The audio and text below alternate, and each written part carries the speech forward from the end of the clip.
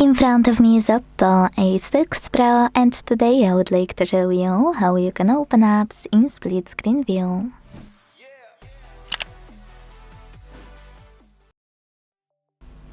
All you need to do is pick an app you wanna use in this view on the top half of your screen and access it in the background like that.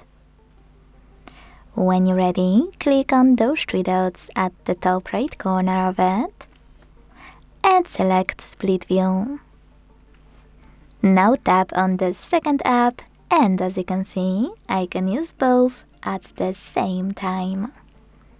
To go back from this mode, you can either go back into background apps and swipe both, or you can use this line in the middle by holding it and dragging one of your apps all the way up or all the way down. Then tap on Home button to close remaining one. You can use the same line to resize your apps.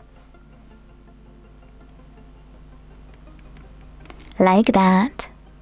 Thanks so much for watching. If you enjoyed this video, don't forget to leave a like, comment and subscribe. Bye!